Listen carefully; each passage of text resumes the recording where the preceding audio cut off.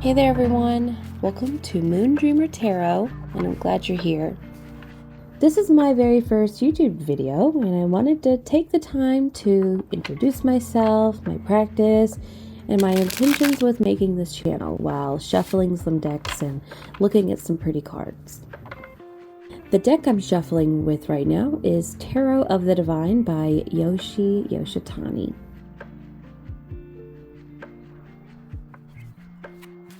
A bit about my journey into tarot. My tarot journey began over 2 years ago when I finally bought my first deck, the one I'm shuffling right now. Before then, I had a couple friends who read tarot, so I was familiar with the form of cards and divination and retrospection, but I didn't do a reading myself until later. Quite quickly, I was turned into a believer in the power of tarot with just me, myself, and the cards. I believe the magic of tarot comes from within us. The major and minor arcana, through its archetypes, symbolisms, and meanings, encapsulates the human experience. I wouldn't be the person I am today without tarot and oracle cards. They allow me to seek deeper within myself and my life, whether that be through warm validation, hard truths, or quiet unravelings. I think tarot speaks to everyone differently in a language unique to them, whether it's for divination, retrospection, or somewhere in between. I believe in energy and the power of manifestation. Not so much that I can close my eyes and manifest a nice latte in my hand, though that'd be nice, but that the more energy I spend on something, the more my life steers in that direction. An object in motion stays in motion, right? So to me, if I get the ball rolling in the right path of where I want it to go, it'll get there eventually.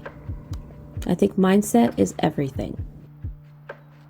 On a spiritual note, though, I have experienced things myself, both within tarot and long before tarot, that I can't explain, that science cannot yet explain. Yet.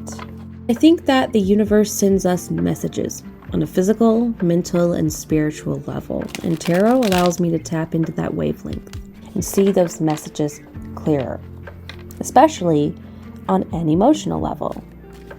Which brings me to a little more about me. From a young age, I've been incredibly sensitive. I feel not only my emotions deeply, but others' emotions deeply too. I'm one of those people that can sit in a room full of others and pick up on their emotions, sometimes even soaking them in. After a couple years of therapy, I learned that me being an empath is probably a trauma response to my childhood. It can leave me exhausted after socializing, sometimes needing days of quiet time and decompressing to feel back on my feet. But learning how to set boundaries with myself and others have let me embrace this part of me. Being sensitive is a superpower, not a weakness. My empathic nature allows me to closely connect with others, their emotions, and their energies through the cards. I discovered this after doing readings for my friends, family, and anyone else who'd let me sit down with them and the cards. I was surprised at how many readings left with laughter, with tears, and them saying, "You didn't know how much I needed that." Knowing that I could be there for someone and maybe freaking them out a little bit with some of the things the cards knew that I did not, and connect with them through the cards was such a rewarding experience. And if I can be there for just one other person and give them a bit of comfort, clarity, healing, or support, that's worth it to me. I made this YouTube channel to share my nerdy love of tarot and connect with others out there that can get something out of my experiences and readings. You can expect tarot deck first impressions and reviews, tarot meanings and deep dives, pick a card readings, and more.